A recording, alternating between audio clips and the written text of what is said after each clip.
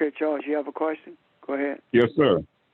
My question is, what's the reason why the governor of South Carolina is talking about bringing the death penalty back with the elected chair and the fine squad? The reason that the death penalty is being brought back is because there is no respect for life. In all honesty, the death penalty really does not deter anyone from doing anything. So it's simply a method of gratification for those who find some kind of peace with someone else's life being taken. As a matter of fact, to me, that's the easy way out. It would be harder to do life in prison than it would to take somebody's life because of a crime that they committed. So that's my take on it anyway. Anyone else? Any questions or comments about that or anything for that matter? I would never thought about it that way because I be thinking, law of the land, you pay for what you do. You understand what I'm saying? Somebody got to make the law of the land, and just because it's the law, it doesn't mean it makes sense.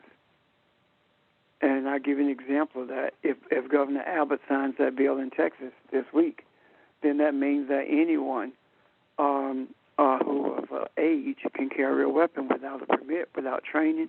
It does not matter. Can carry a concealed weapon, which is crazy. But that would be the law of the land. Simply because it's the law of the land doesn't make it just. Slavery was the law of the land at one time, but it didn't make it right. Gotcha. Okay. Anyone else? Yeah, I was gonna. Go ahead, George.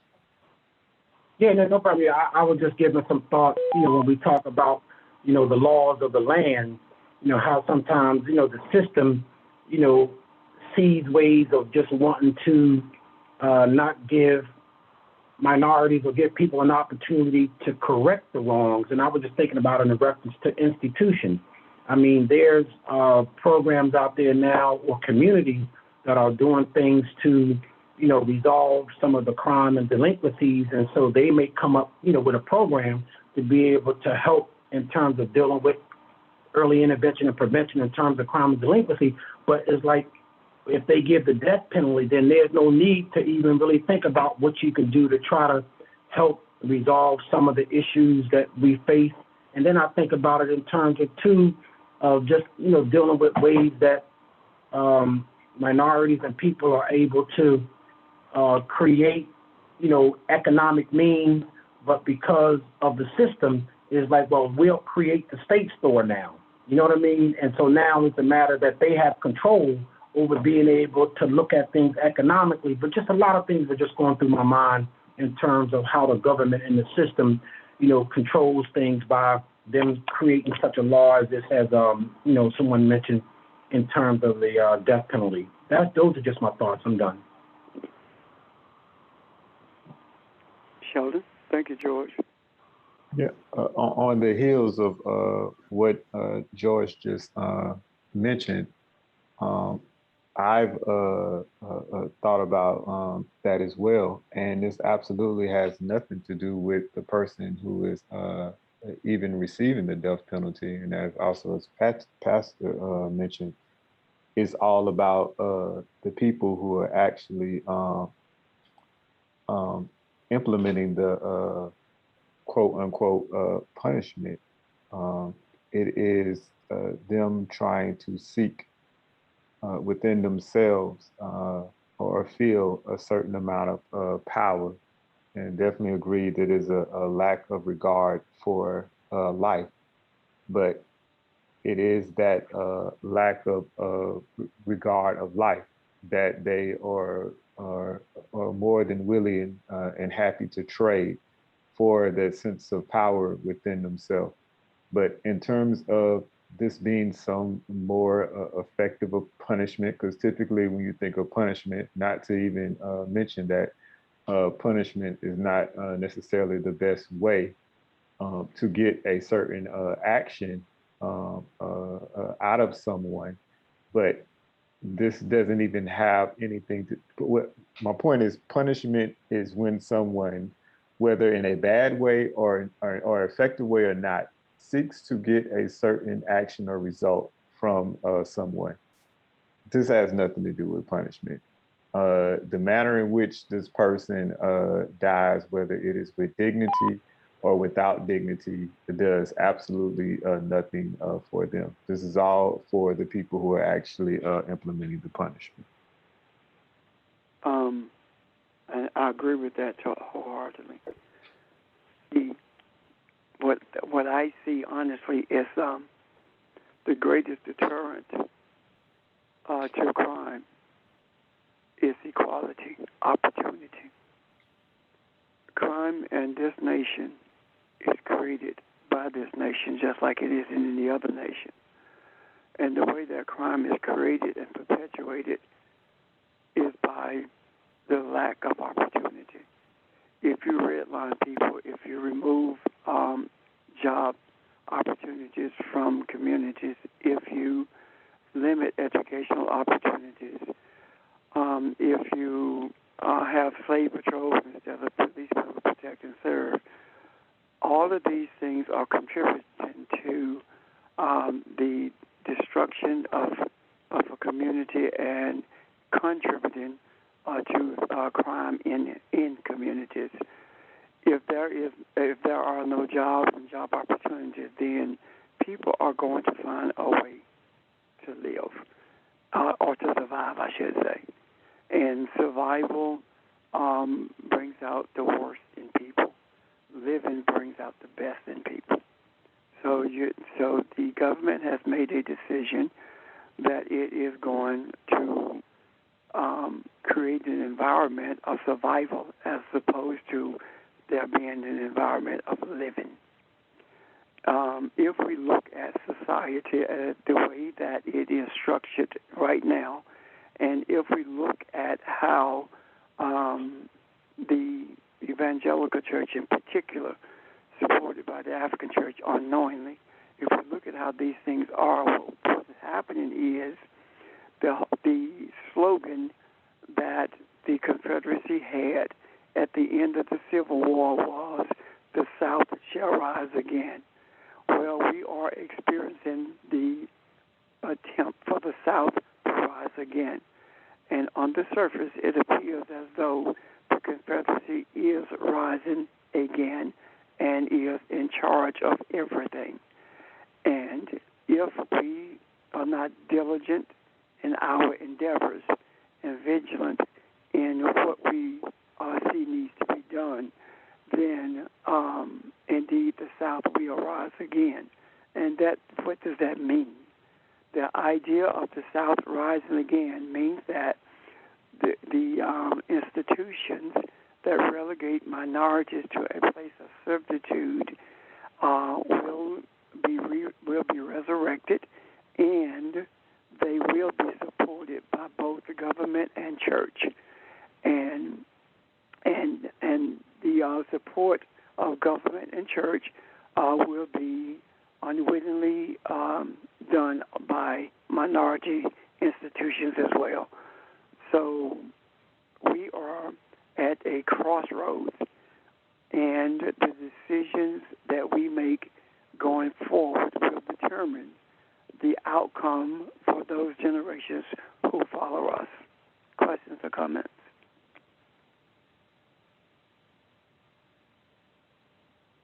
What you mean, Rep, about the outcome of the generation that follow us? What I mean by that is if we are not diligent in what we do, then the generations after us will have to fight the same battles that we are fighting or worse. And those battles are battles of racism and servitude. Does that help you, Charles? Yes, sir. Thank you. Anyone else?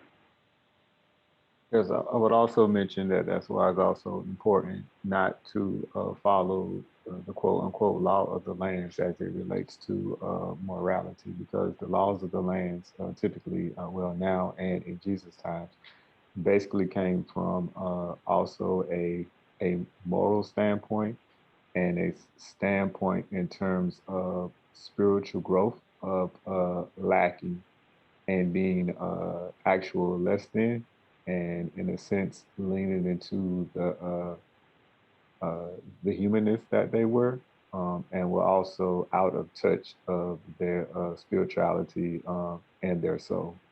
And that is, as Pastor Richard just mentioned, for which these laws and guidance are typically built upon. In the if there if this condition, I would say, was not so widespread in terms of needing to have power, control, a lack of spiritual growth, etc., there would actually be no need for the laws, a lot of the laws that actually exist. There wouldn't be something that says you can't do this and you can't do that, because one will automatically not want to harm, if all that possible, another human being, etc.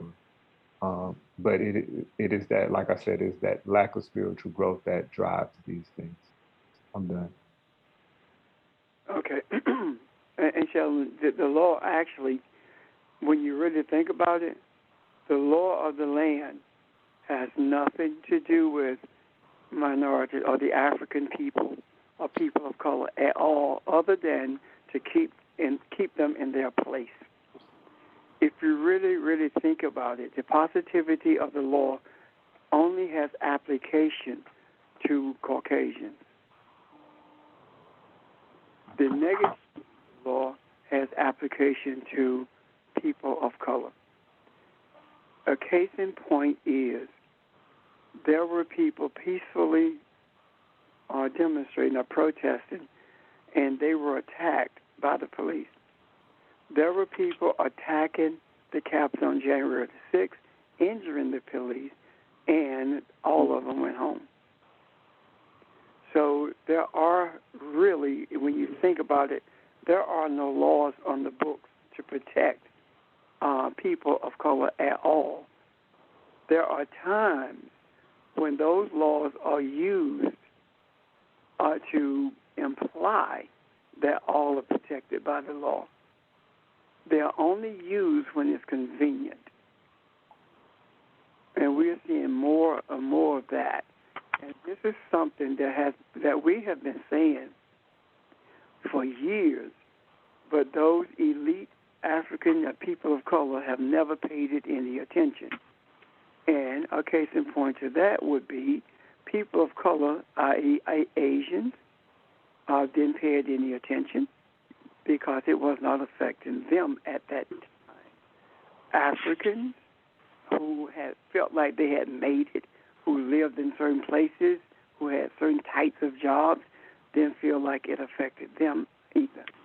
Now, all of a sudden, they're beginning to see that regardless of what your socioeconomic status is, it is the exterior of your body that determines whether or not you are protected by the laws. It is the suit of skin, the color of your suit of skin that you wear, that determines the effectiveness of the law as it pertains to you. And this is no different than what was taking place when Jesus walked the earth in a body. This is no different than what was taking place during any period of time after contact was made with Europeans. Questions or comments?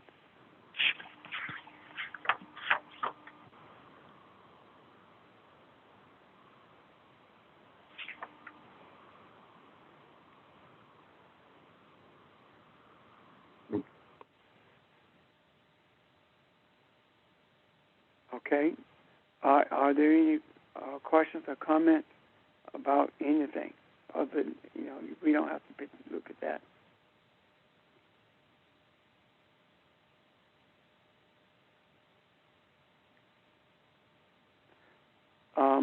yesterday, we continued talking about Barabbas and Jesus, and I think that we got a greater clarity of what we were talking about on yesterday, what the whole discussions were about, maybe from the beginning. And I think that we not so much close to wrapping it up, but at a point where we can knowledgeably embrace the conclusions that we have come to, and more easily see the power that is inherent in that, and understand that when we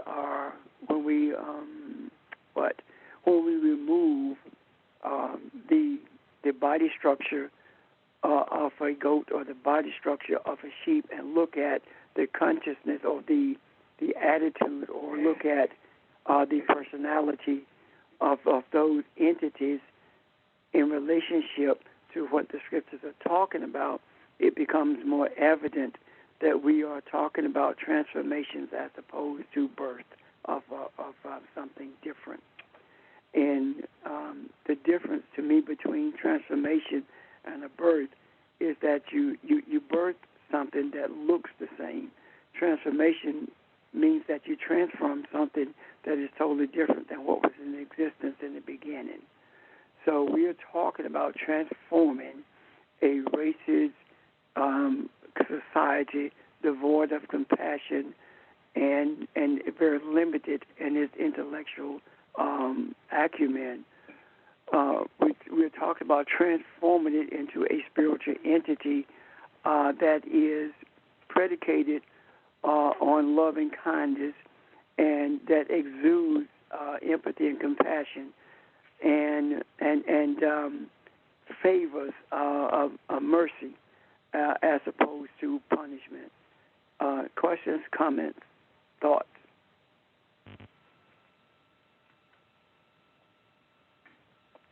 This is Barbara. Good morning. The thing that I've been thinking about is, as part of this transformation, the tree of life, where, for instance, you just gave an example of mercy versus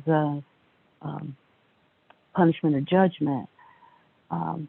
When we look at Barabbas and the Christ as the sacrifice, as the goats, and we look at the difference between a goat and a sheep, it would seem that we have two extremes. Here we are talking about duality again. When we talk about two heads of the coin, that's duality. Two heads of the same coin, that's duality. And so there are some things about the goat that is inquisitive and seeks, will get up on top of a house to find what he's looking for. And the sheep who grazes, the goat who browses. And so it seems to me that what we're talking about is balancing. The transformation is bringing into balance those two, because there's some things that the sheep need to do in order to be able to discern, and I'm talking figuratively here, when the shepherd is not leading them to the right pasture, or when the shepherd is leading them to a field that is not healthy for them, to eat something that's healthy, not healthy for them, or when the pastor's giving the flock something that really is just junk food spiritually. So the sheep has to transform to the extent that it becomes questioning, like the goat. It becomes questioning and asks why. The very thing that we've been told religiously that we should not do is ask why. But like the goat, which says, why? I want to go see. I want to know. I'm inquisitive. The goat needs to be also brought back into harmony so that it doesn't get too far out there it does things on its own without any um, input spiritually. So I see them as two things that need to be more more harmonized. Two attitudes that needs to get to garner the best from each one to make and transform into that attitude of harmony and love instead of offering too much judgment or offering too much mercy, both of which are bad, or not bad, but both of which can have consequences that are not necessarily very comforting. Right. Excuse me. I agree with that. I see something there. Is there anyone else before I go say what I think I see? Any comments or questions about what Barbara just said? I got one. I know who the sheep, but who's the goat? Who the goat represents? Yeah, who the goat represents? You? We are both. We are both. Okay. In terms of our attitude, we're both. So it's no different than we are Cain and Abel. We're Jacob and Esau.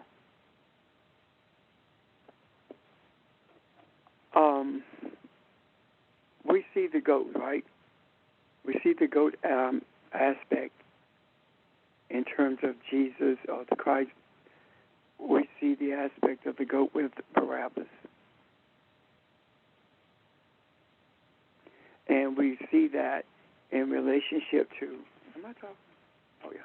We see that in relationship to our spiritual nature, right? So who are the Romans? Where do they fit in this? That's not rhetorical. Ain't the Romans is the Catholic?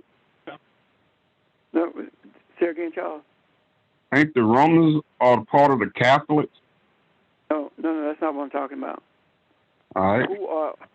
How do the Romans fit in this matrix between the goat that becomes the scapegoat and the goat that becomes the sacrificial goat?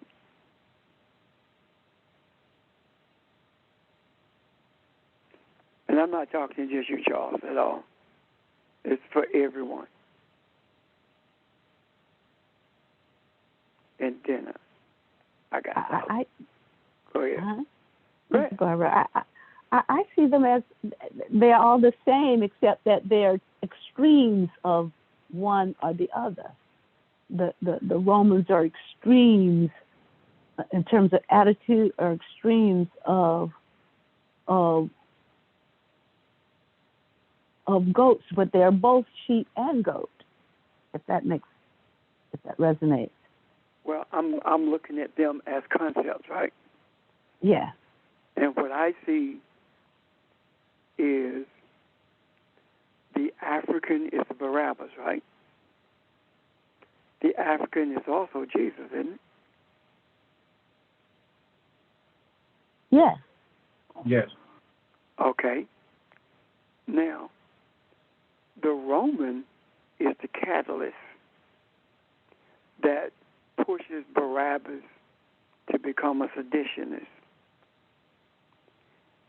And the Roman is the catalyst that pushes Jesus the Christ to become the voice of change through his teachings. So I see the Roman as being the uncivilized man without any notion of his spiritual essence.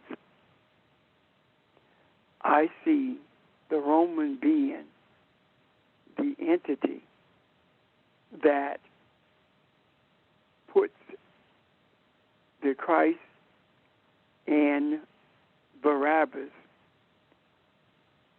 position to choose, or puts us in a place to choose between following the pathway of Barabbas or following the pathway of Jesus.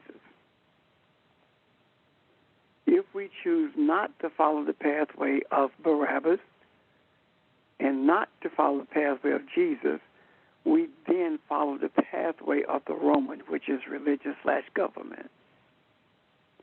And we begin to take on that nature, which means that we become uncivil, and we lose in a sense of our spiritual essence. And in doing so, we become more dangerous to the preservation of humanity than the Roman ever could have been. I see the Roman as being also the catalyst that results in bringing balance if the African chooses to follow in the footsteps of Jesus. However, I see an increase in chaos if the African follows the footsteps of Barabbas.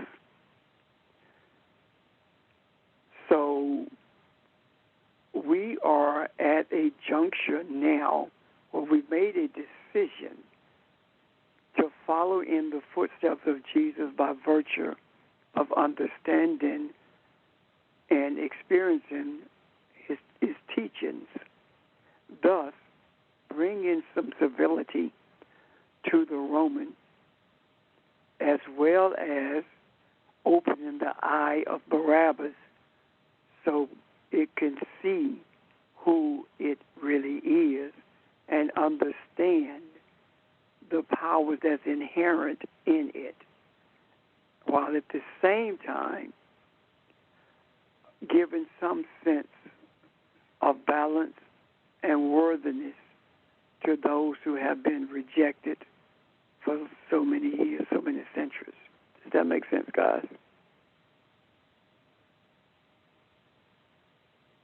Yes. So, Rip, okay, in this instant, it seems like it's a power struggle. It's always a power struggle, Charles. It's a power struggle, not just a power struggle with us and those powers that be from the nation or the Caucasian or the Roman, however you want to term it. The power struggle begins within. The struggle is between the consciousness of this earth realm, which is influenced by greed, and the consciousness of spirituality, which is ignored by greed. So the question is, are we going to yield to the earth consciousness that's dominated by greed, or are we going to pay attention to our spiritual essence and overcome the temptation of greed and walk in the light of an awareness that all of humanity is worthy of salvation, deliverance from its own self-destructive ways? Comments, questions?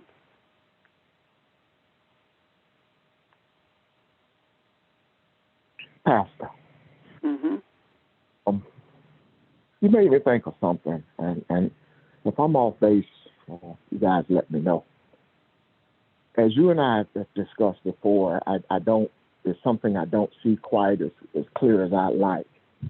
But I think looking at the crucifixion and where we are today, the African is still being sacrificed, and I think there's a connection there. The tool of the beating to recognition, till it's not recognized anymore, it's the gun, the bullet. But what you just described, am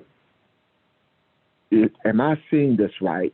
Has Barabbas taken on the identity then as the Roman because we are just as detrimental to ourselves as the Roman has been. So is he taking on the characteristic of saying it's okay to kill the innocent, it's okay to sacrifice that side of me that I am?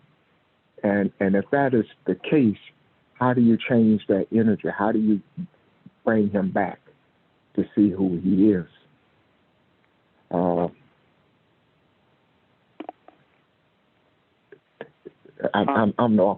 kind of trying to see this and pull it together. I just see all of that as being related to where we are today. Okay. And when you said that, it just kind of triggered something. Oh, go ahead. I don't think that Barabbas has taken on. I don't think what we're experiencing, rather, with self-destruction, the concept of Barabbas having taken on the nature of the Romans. I see Barabbas as using the tactics, as using the methodology of the Romans to free itself. It has some sense of self, but its sense of self is more related to culture and ethnicity than to spirituality. What you're describing in terms of self-destruction, killing the innocent, is taking on the nature of the Romans, making a subconscious or conscious effort to be as the Romans are. The Romans have no compunction about killing the innocent, except when it comes to the innocent who looks like them. However, when the African takes on the essence of the Romans and have no compunction about killing the innocent, it kills itself, the innocent in its midst, because subconsciously it feels the Roman, and it knows what the Romans will unleash on it if it goes after the Romans, people who look like the Romans. So it does it to itself. The difference is that the barbaric nature of the Romans has been embraced by a segment of the African. And when we look at the Barabbas aspect of it, we are looking at the African nationalists or the Malcolm X aspects of fighting for freedom, or even the Martin Luther King aspects of it, because you are doing it either within the confines of what you call the law, which doesn't exist, or you are doing it by fighting a war the same way that the Romans fought the war when they came in to take over. Neither one of those approaches are valid in terms of being effective. Both of them are self-destructive because neither one of them results in freedom. The only one that results in freedom is knowing the truth. And knowing the truth goes beyond just the teachings of Jesus. Knowing the truth also means knowing the truth about who you are. Knowing the truth about what Jesus taught is not effective if you don't know first who you are. And I hope I've addressed your concerns, Ron. You have. Thank you. Any questions about that? Is that clear? Or comments?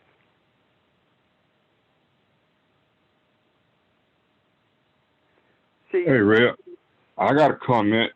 Now, when Barabbas was set free, at that time, then he had an opportunity to choose which way to. Go ahead. Yes, he did. He did. See, keep in mind, Charles, Barabbas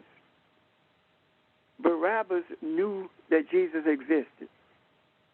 There is no doubt that Barabbas had opportunity to receive from the teachings of Jesus. However, Barabbas was no different than a James Richard in the 60s. I know what Roy Wilkins is saying. He believes, I know it makes sense to him working within the confines of the Constitution to bring about change. By the way, Roy Wilkins was the president of NAACP at that time. And I did believe deeply in his sincerity about what the pathway that he was taking. However, I felt like you have to respond to power and brutality in the way that it responds to you. And at that time, I was like Barabbas. I also was privy to what Jesus taught, but I did not understand it.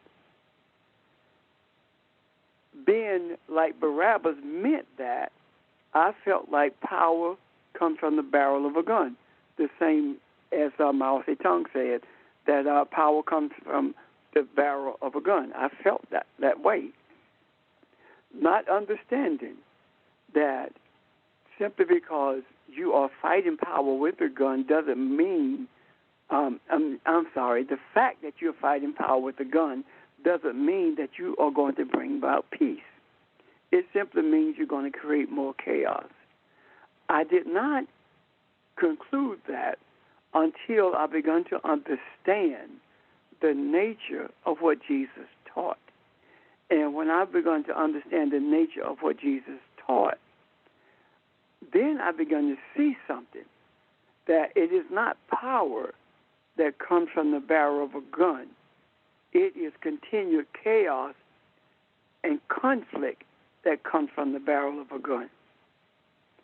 And you don't subdue evilness with a gun. You subdue evilness with loving kindness. So what happened is, as long as we are seeking redress through violent methods or through the court system, it creates even more chaos in our community and brings no resolution to anything. While at the same time, those who are in power continue to be in power and continue to sow the seeds of poverty and dehumanization in our communities, while at the same time making sure that we see the scriptures, we see the teachings of Jesus through their eyes, which produces a segment of our community called religious Christians, and that segment does nothing to find freedom either, because it has been convinced that it's going to be okay when it dies and goes to heaven. And all of these quote-unquote criminals who look like them in this earth deserve to be in prison. When we look at it through the eyes of the teachings of Jesus, then we are able to see the whole picture. Why? Because we are in this world, but we are not of it. We're not governed by it. It does not influence us. And because of that, we can see how the powers that be plays these segments of politics and religion off against each other and keeping all of them in bondage and keeping all of them in a state of chaos, while the powers that be reap all the benefits of what's being produced by those who are kept in bondage. So the segment whose eye is open and can see the full picture now begins to seek exposure for everything that needs to be changed. It seeks exposure of all of the antics of those who are in power, as well as exposure of the ignorance to those who are helping to sustain that power by virtue of seeking redress through the court, by virtue of going to church on Sunday morning and waiting to get to heaven so they can be free. When that is shown, then everyone begins to seek a new pathway, with the exception of those who are in power. Those who are in power seek to remain where where they are. Those who are seeking a different pathway are now open to the spiritual aspects of who they are. And that group, that team, those people who see the essence of who they are, begins to put in what we call the macro, the teachings of Jesus, opening a new pathway to those who are seeking redress. And now the seeking of the redress is influenced by the spiritual truth. So rather than seek redress by reinforcing the laws on the books, it seeks redress by changing the entire structure of the government itself, thus changing the powers that be into the powers that should be. There are those who are sitting in those seats of power who are susceptible to change. However, the overwhelming majority of them are not. Therefore, they must be replaced. And it matters not how they are replaced, as long as they are replaced based upon the teachings of the prophets, as like Jesus and others. Questions or comments about that? And I know I've said a mouthful, and I'm hoping that is clear enough for you to follow the pathway that I'm trying to lay out before us. Yes. Good morning, Pastor, and everybody. I just want to respond when you said we need to see the full picture. I think sometimes we, are taught to look at things from a linear perspective, where I think it's important that we can see it, from, the hieroglyphics, where we can see the full picture, because sometimes things are not taught to us, from the perspective of how we truly need to see it, but we're just taught that you just read line for line. But sometimes I think in our earliest teachings, we were taught from a pictorial standpoint. Am I correct in looking at it or thinking it that way, or what are your thoughts about that? Well, that is one of the reasons, George, we are so colorful in our discussions, language, dance, everything, because we are people who have deep in our souls a pictorial view of what is. The first teachers were in pictures. And you mentioned the hieroglyphics, even prior to the hieroglyphics that are found in what is now called Egypt. The pictorial teachings were done in the Kushite kingdom. And honestly, the alphabet that we now enjoy started with pictures and morphed into what we call the alphabet to this day. As far as the teachings are concerned, if we go back to the earliest periods of education, it goes far beyond the Greeks. As a matter of fact, the Greeks were some of the most uneducated people on earth, and still are. But anyway, it goes back to the Kushite kingdom, and the primary purpose of the education was not to get a job, but the primary purpose of education was to teach us how to be gods, to teach us about the essence of our being, to teach us how we are one with the universe, how we are one with the earth. And a case point is the first understandings of mathematics was actually incorporated by females when they begun to count the days between the moon and their menstrual cycles. That's one of the earliest known uses of mathematics are in a learning environment, or a teaching environment, rather. So what you're saying is spot on, and to this day, when we talk about when I made statement rather about seeing the full picture, the full picture of it is not necessarily an individual person or people, but the full picture of it is a conceptual painting of what's taking place. When I talked about the nature of Barabbas in relationship to the nature of a Malcolm, or when I talked about that the nature of Barabbas in relationship to or Roy Wilkins, you didn't see people as much as you understood principles. So in that regard, the pictorial understandings are not only pictorial in terms of pictures, but it's also pictorial in terms of how we structurally see the principles in relationship to principles that are diametrically opposed to the ones that we seek to follow. And I hope that makes sense. Yes, it does. Thank you. Yes, sir. Thank you. Anyone else?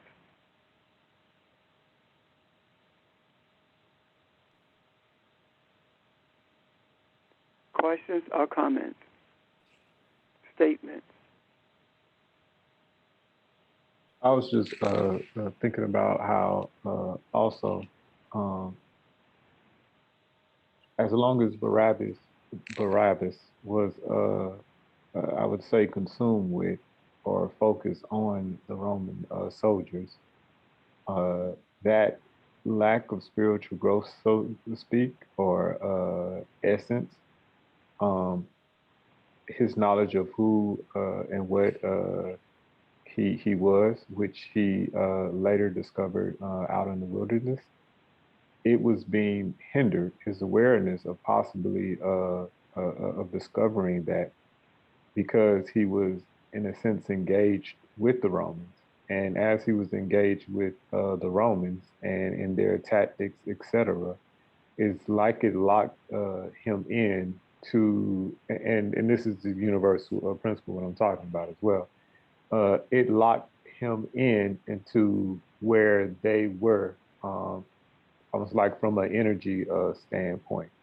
And so in a sense, he lowered himself, and as long as he stayed engaged with them and consumed with them and focused on them, it would not allow him to transcend higher. And in order to transcend higher, as with us or anyone, how this works as a universal law, there had to be a sense of him letting go of that engagement with them, so to speak, mentally and spiritually. It was another part. Oh, the other part that I was thinking about as you were speaking, Pastor Richard, was the idea of combating these forces, so to sense. And in essence, what happens with that is that they're like a magnet. It is the opposite pole that then exists to allow the other pole to continue to exist. It's an equal force, so to speak. And so things just continue. And if that engagement actually continues, the thing that the one side, being Barabbas, is actually fighting for never gets realized. And what I mean by it never gets realized is ultimately, from the standpoint of Barabbas, is not so much, even though if he may not realize it at the moment, he is not seeking to become the Romans to the point where he's actually controlling their actions. I don't want to say the prize, but the ultimate goal is for there be no need for control. So what does that look like today in terms of what we were talking about? It's not that what the marginalized necessarily want all in itself is only for others, mostly the Caucasian community, etc., to be forced and have no choice but to treat us a certain way. Ultimately, if we're have discovered ourselves, or have transcended to a higher awareness, or as Jesus would wanted or was trying to teach. We will want those entities to do this out of the goodness of their heart because they want to, and not because they're being made to, which would also indicate that they themselves have experienced and went through that spiritual growth that it is that we are constantly talking about. If I wasn't clear about anything, please ask any questions, because I'm not sure how detailed or not detailed I was. I'm done. I see. Was it someone go ask a question? Go ahead. Oh, no, I was just saying I was done. Okay. I see that as the injection of the Caucasian into the lives of the Africans during that period of time in Palestine, and for the purpose of making them aware of who they are, because they had no intentions of doing that. It's funny how the Greeks and the Romans went into that area, and they learned, apparently purported to learn philosophy and history, and they learned how to navigate the oceans, and they learned mathematics, they learned how to map the universe, but they never learned about themselves. They never really learned anything spiritual. They only embraced those things that would bring them notoriety / profit. I see the scriptures as they are written being a roadmap that shows us how to become a living mirror for those who have a deep need to understand their essence, to know that they too are the sons of Vroom. And by our doing so, it puts us in that place of being the creator that we were, the creator whose image we were created in, Elohim. I see Barabbas as being a rebellion not only against the Roman rule, but also a rebellion against bringing some sense of knowing of self to the Romans. I see Jesus as being the proponent of everyone knowing who they are, thus resulting in balance and peace. And I see this in regards to what happened with Judas being in the midst, because Judas is actually Judah, which means praise. I see this aspect of pseudo praise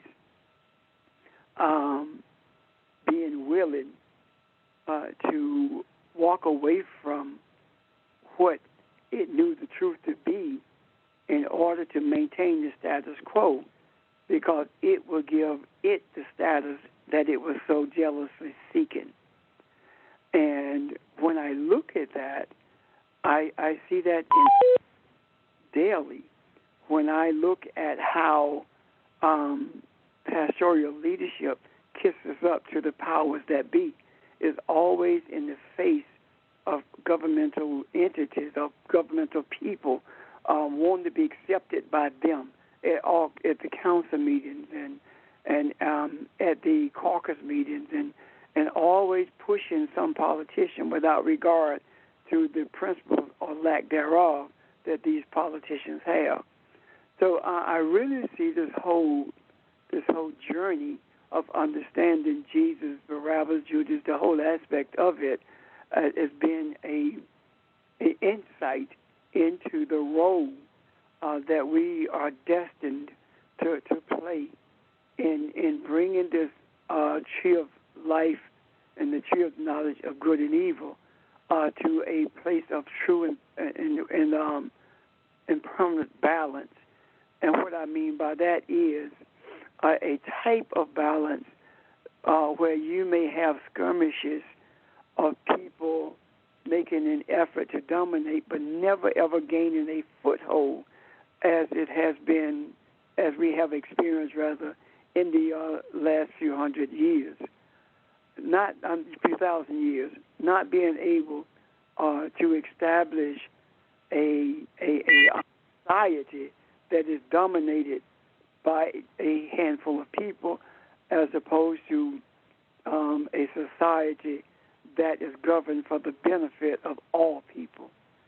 So it is imperative that we understand not only who we are, but also recognize that whether we like it or not, this whole journey of religion that all of us at one time traveled has come to a halt. The expansion of it is done. It's over with. Religion is not going to expand beyond where it has been. As a matter of fact, the demise of it is at hand. And in the words of one of the prophets, Ichabod has been written on the doorpost. God has left them and they knew it not. In other words, the energy of Elohim is no longer there as a sustaining force. And you may ask, why would the Elohim energy be there as a sustaining force in the beginning? Well, it was a sustaining force in order to keep the concepts of Elohim in the earth until there was a man, and I don't mean individually man, I'm talking about a type of Adam who would search for the truth to be found in these vessels of words, so in order to bring an understanding to humanity that would transcend the arrogance and evilness, the greed, and the hunger to dominate, to bring all of that to an end, and would take this thing called religion, which is the lifeblood of government, would take it and drain it drain it off all of its energy, so as to leave it wanting, which would push its observers to a place of embracing the true nature of what the words are saying anyway, and in doing so, bringing people to realize that there are no dominant people over other people who are inferior. There are simply people who are people simply because they live in these bodies, and the one who live in these bodies are indeed the sons of Avrum. All are creators, and all are being the sons of Avrum, or of like nature, and are not judged, nor are they characterized by the suits of skin that they wear, simply because they are different colors, and are not characterized by the different parts of the world that they originated from. Ethnicity becomes a thing of the past, and race remains what it is, non-existent, just a futile effort to bring to be a wall between people, as opposed to understanding that walls cannot separate those who are one yet many, because spirit transcends those things called walls. Questions, comments? This is Audrey. Good morning. I was just Good morning. listening to you talking about education and about religion and how all that interacts and intersects. And then you were talking about how originally when the Greeks and Romans sort of took over the narrative of what they learned through the Egyptian philosophies. But yeah, I agree that education in the first place, by way of the Egyptian sages, it had nothing to do with a job or whatever. It was an initiation into you or a person understanding who they were in relation to the universe and understanding universal laws and concepts in order to help them understand who they were in relation to the universe. So, boy, we've fallen a long way from that in terms of education. But yes, it was all about helping the person to understand who they are and what they are. But I think you're right in saying that the Romans and the Greeks stole the narrative, but they didn't find themselves, funnily enough. It's just interesting that they would take all that, but still not have the introspection and the reflection needed to use it in the way that it was intended. Anyway, that's all I wanted to say. Thank you. Well, when you think about it, Audrey, we did not fall that far from the basics of education until we became preoccupied with money and being accepted by Caucasians or being accepted by the dominators of this nation. True. When you really think, it's not been that long that the education of the African in this country in particular was in the church. And it was about being educated so that we could help each other excel. And it was the church who encouraged the education of the masses, especially after at the end of slavery, chattel slavery, I should say. And when we became preoccupied with possessions, that is when education with us shifted. And that did not take place until integration took place. When we were in our own colleges and universities, our primary goals of education was to lift up those who were in conditions less than ours, so that we could lift up each other. Yet, when integration took place,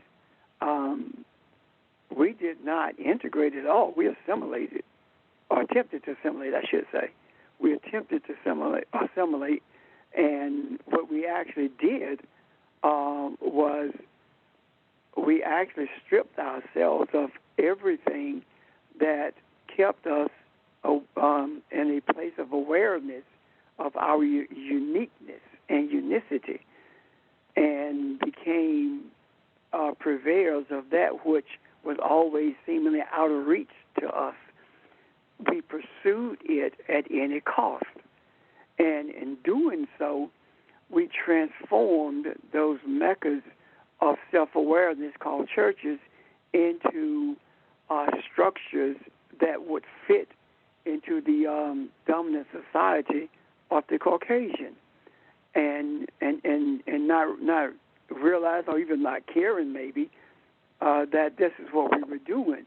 And those in leadership ceased to be our leaders, and they became our enslavers. They became the slave patrollers. They became the spiritual police or the religious policemen to keep us in line with the system itself. I never shall forget that the greatest pushback that we got, we meaning those of us who were students organizers back in the day, our greater pushback was from educated preachers. The ones who had gone to seminary were the ones who we got the most flack from. The ones who were who stepped into ministry off a sharecroppers farm were the ones who were more acceptable to change, and they were more helpful to the cause. And they saw education as being a step towards bringing a more just society rather than putting more money in an individual's pocket. And as a result of that, we were instrumental in helping to organize and sustain a co-op, new communities in Albany, Georgia, places like that. And they organized for the benefit of the entire community as opposed to for individuals. So we now are seeking to transform the educational system. The 1619 Project would do that. And the transformation of that system will not be a system that is designed to get someone a job. It will be a system that is designed to enhance the interaction of people for the benefit of the whole of humanity. Understanding the underpinnings of society is based upon the morals of the community itself, and those morals not being the morals that have been personified by Christianity, but the morals that have been the underpinnings of this earth since its existence. And those morals being of loving kindness, those morals being justice and mercy, those type of underpinnings will be more prevalent as we move forward, especially, again, with this 1619 Project becoming the center of an educational system.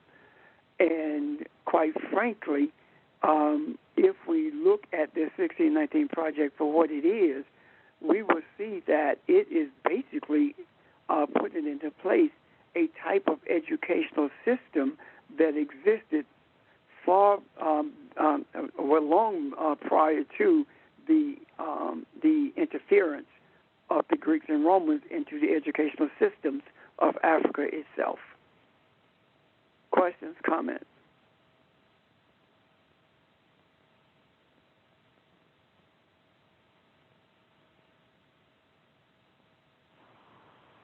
Pastor. Yes, sir. I'd like to make an attempt to pull a couple of statements together, something that Sheldon said and something Audra said that kind of left me thinking.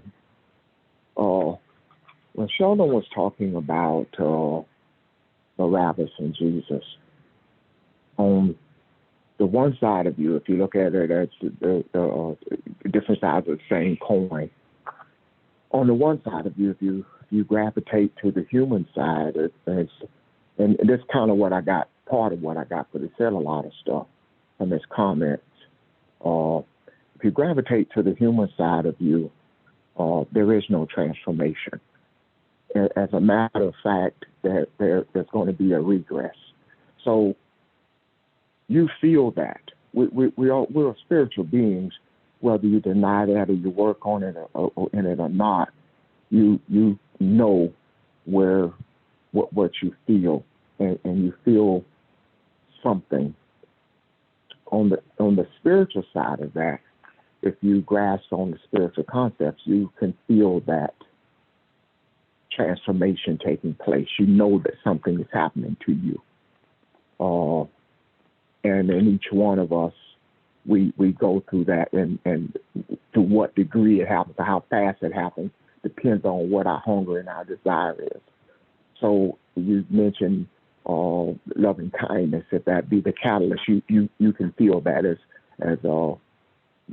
in some of our statements sometimes when we talk.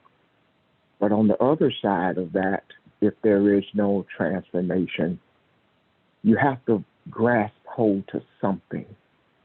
That's what we're made of. You got to grasp. So I'm looking at that, and I'm pulling something together that you said, and Audrey mentioned as well. I'm trying to see where I am here.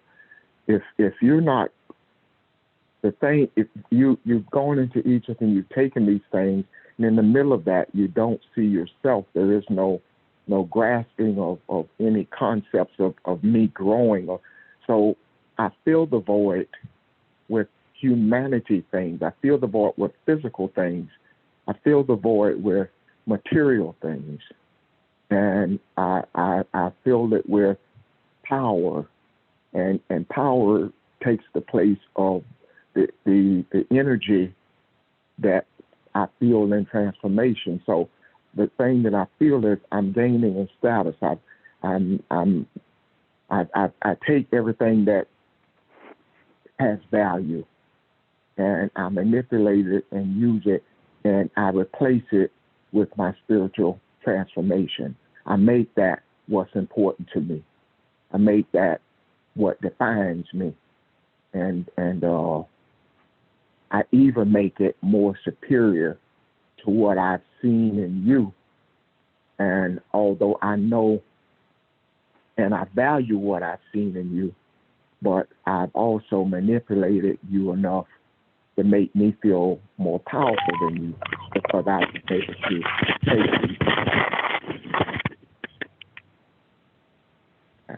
But I'm about finished anyway. I guess that was a cute for me to hush. But does that make sense at all? Because I was just trying to kind of pull that together and bring some value into what was trying to understand how you do take that and not see yourself. You see yourself, but it's a self that you've redefined that has nothing to do with spiritual concepts. Yeah, it does make sense. Okay. I was about to say, go ahead, sorry.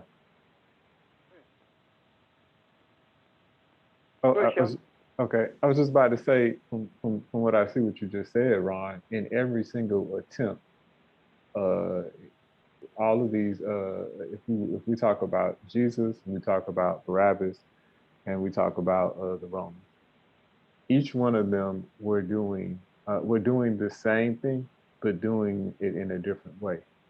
What I mean by that is all of them were seeking in a way to be empowered. What the Egyptians were teaching in the sacred, well, what we today call Egypt, and as far as these secret teachings are concerned, they were teaching an identity and awareness of self, which then empowered, but there was an empowerment from within, and it was an empowerment to the all. So there's an expansiveness. What the Greeks started to do, and what, of course, the Romans did, and how that started to be presented later, there still was a sense or an eagerness or trying to become empowered.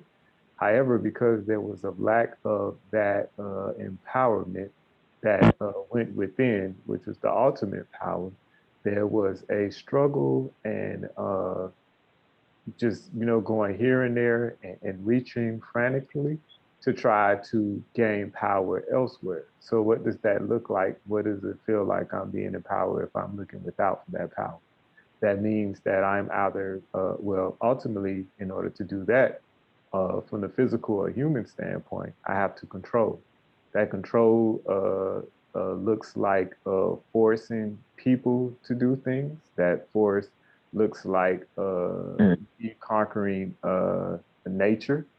I think about the idea of as the settlers moved west and they got to California, they had to cut down the biggest trees to feel like they were conquering nature. It was all about the ego and a power.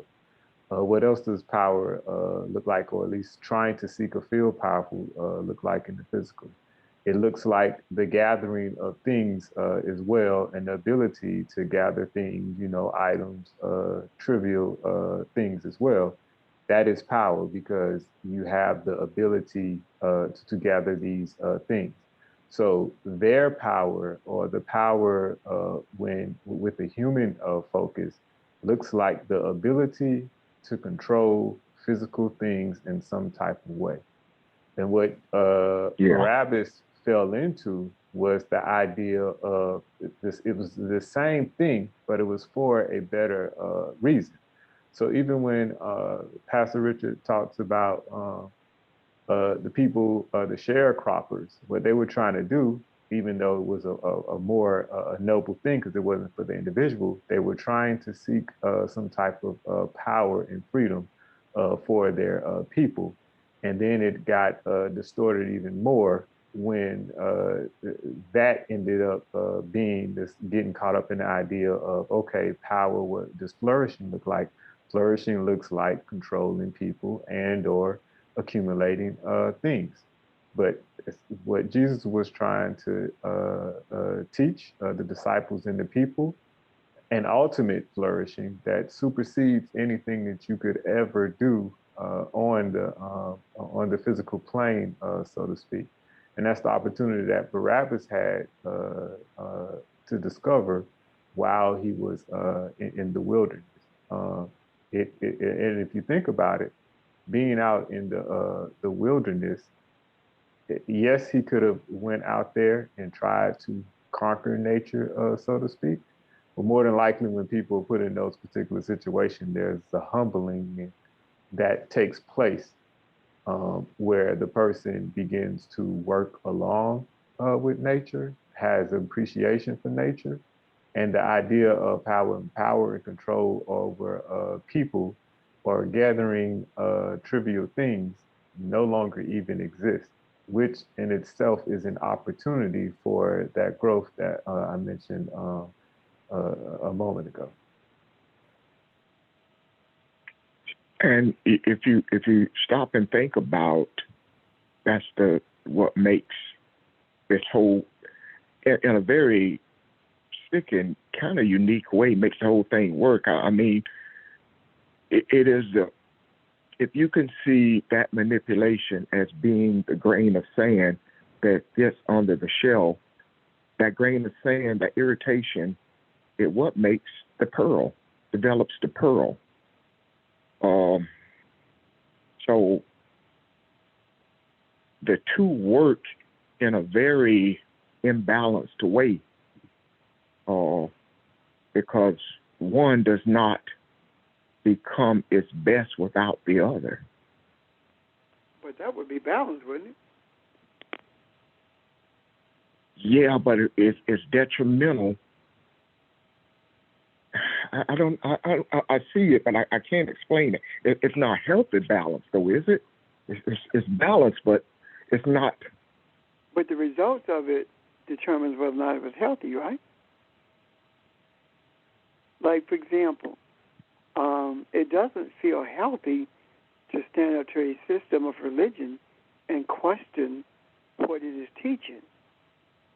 However, the results of it is healthy, or it doesn't feel healthy to challenge a system. But the system changes, then the results of it. You see what I'm talking about? I do. Yeah. So if the result is a system that gets worse, then would that not be the part that's not healthy? And it's very, very difficult I think the difficulty, Ron, is not so much in expressing as much as it is being limited by the way we were educated so concretely, as opposed to having the fluidity of the concepts and words, Yeah. I'm always trying to see the spiritual side of things and how it links to us today. And because, as I mentioned, I don't know if I said this yesterday or not, I desperately want to see how to change the energy in the earth. Uh, that balance does not mean that the 200 plus million people in America are going to change. It means enough people are going to change. Enough people are going to seek truth to influence the energy in the earth to change other people, or at least give the reason to pause and see that there's a more that's worth exploring. So, let me show you something. Go ahead. Okay. Just based on what you said, right? Uh-huh. This country is chaotic right now, right? Right. And if you look at what's happening, you will see, as I stated earlier, a move toward the restoration of Southern principles, right? Slave principles, I should say, because they were in the North too. So slave principles, okay? Okay. The resurrection of these slave principles are dominating everything right now. But they are supported by approximately 37% of the people. That's far less than majority, isn't it? Yeah. Now, take that same 37% and let's transform that into spiritual awareness. People are far less resistant to those things that is going to benefit them than they are to those things that won't. So imagine for a moment that 37% of the people in this country feel the way we do about humanity. How quickly would the whole country change? You see what I'm talking about? I do. Yeah. So it is my belief that it does not take 37% to be righteous. It takes one to be righteous, and one not meaning the numeral one group. Why do I say one group? Because Jesus could not put anything in the macro unless he had someone to teach. So it takes a group of people band together for one purpose, and that purpose being for the benefit of humanity. So let's just say that there are 13 people who are, regardless of what the outcome, regardless of what people think about them, it does not matter. Without any regard to what they have to walk away from or is going to be taken away from them, it doesn't matter. Those 13 are going to march in lockstep for the benefit of humanity. And because that number 13 is the number that binds everything together, inclusive of law, government, everything is bound together. Mm-hmm. That is, in numbers, a small percentage, but it is the majority in influence. Can you see that? I do. Yes. Having laid that foundation, the reality of it is this.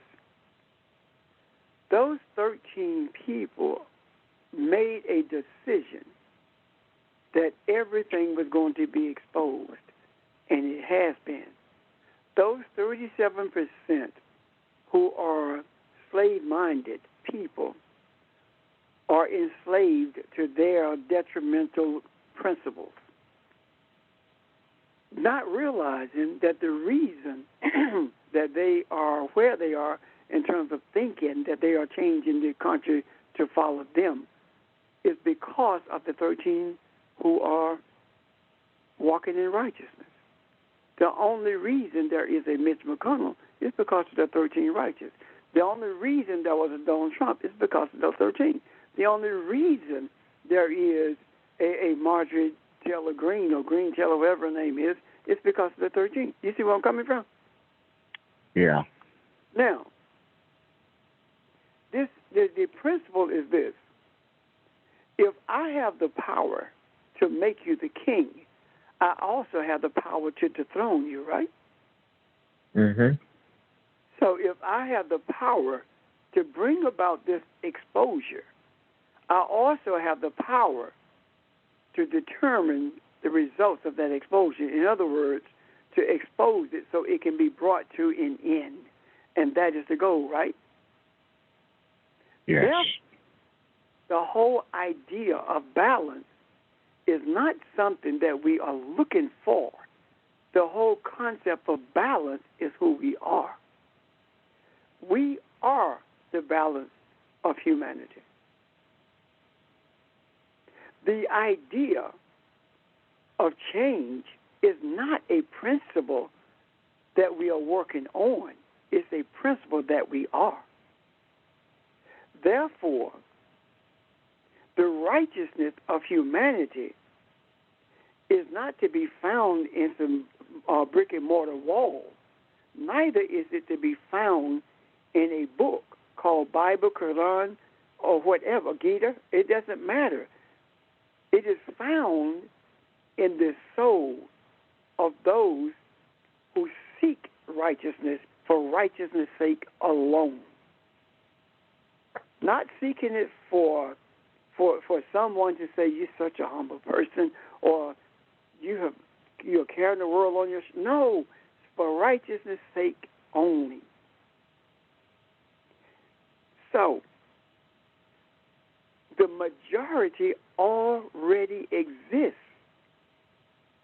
The majority must never lose sight that the majority is not numbers, it's power. And the power of the majority is spiritual in this regard. And that spiritual power is business time until exposure has reached an apex. And once it has reached that point, it is at that point that the foundation of it is removed and it crumbles to the ground, and instantly the energy of righteousness prevails. And that is a zero-sum game that we play. A zero-sum meaning that we don't quit until it's done. Because none of us desire for anyone who follows us to have to fight the same battle that we are engaged in. Does all that make sense to you? It does, and it's encouraging. And we've had similar conversations. I guess every now and then I just need to hear it. But yeah, it does. Any questions or comments about that? Because we've said in church for years, God and me are a majority. What we are actually saying is that majority is not so much in numbers as it is in righteous power. That's who we are. Everything that we are seeking to be brought into existence already exists in us. We are creators. You cannot create if the vision is not in you. You have some idea of what is to be created. And when you get the idea of what is to be created, you become that ideal, that principle itself.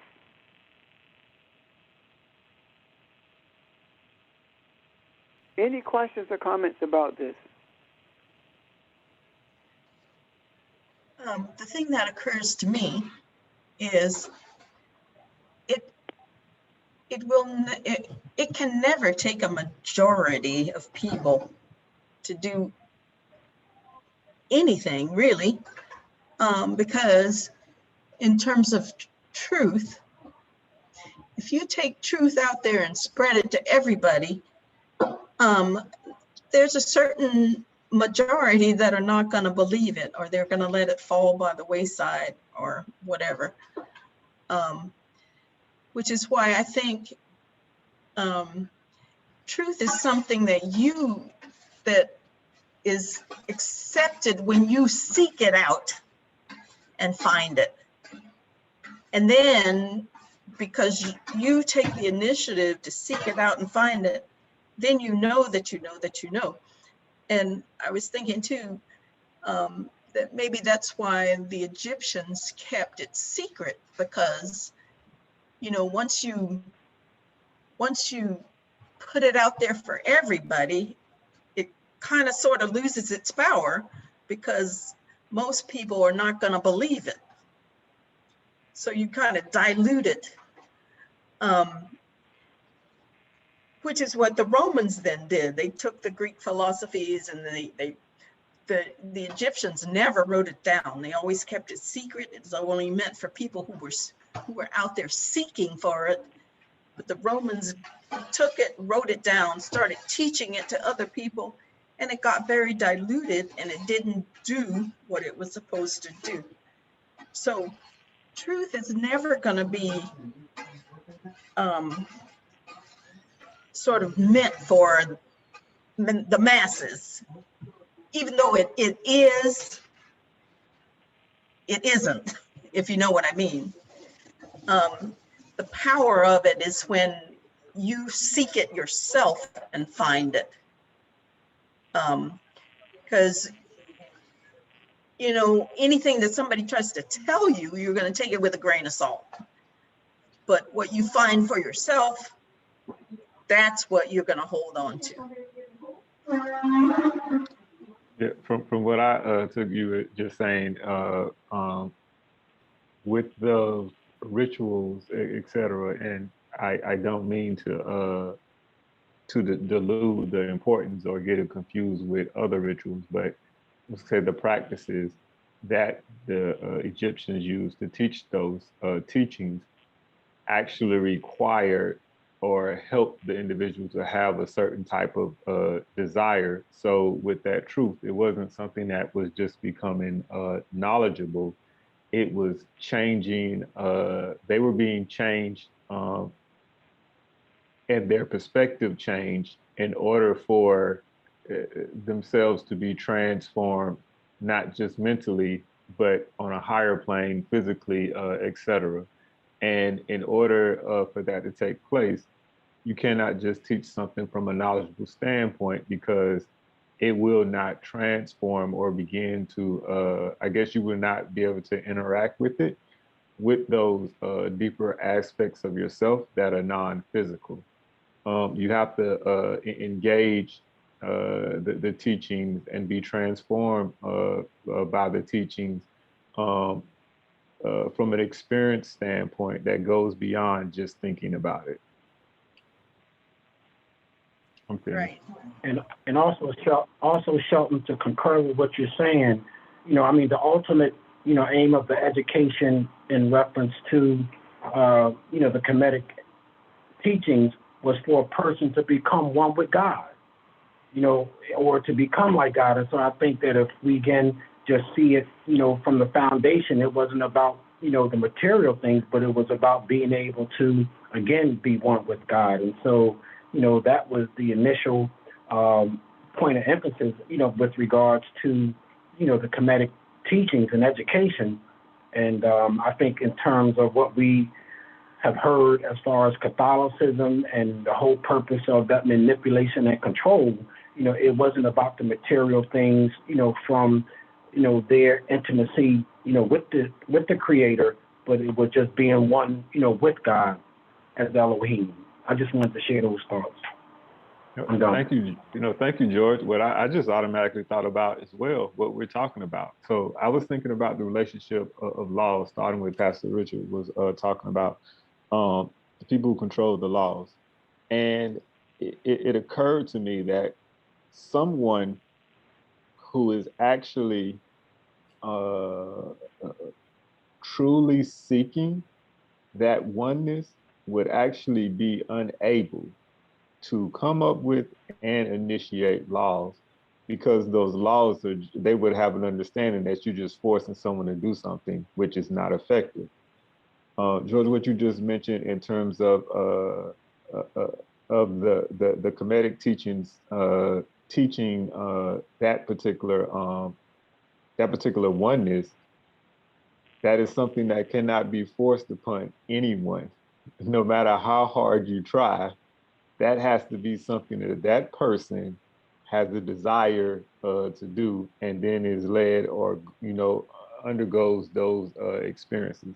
But no matter what is done or how determined, an so to speak, an outside source wants that other person to do that, it is absolutely nothing that can be done to make them do that.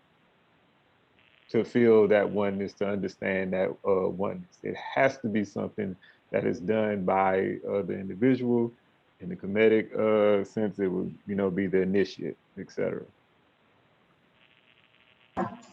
Right. My point, too. Okay, guys,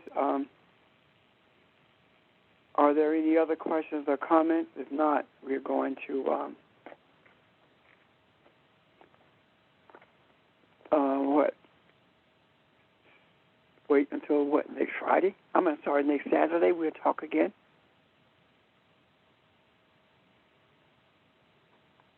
I encourage you to look at Judas and Jesus.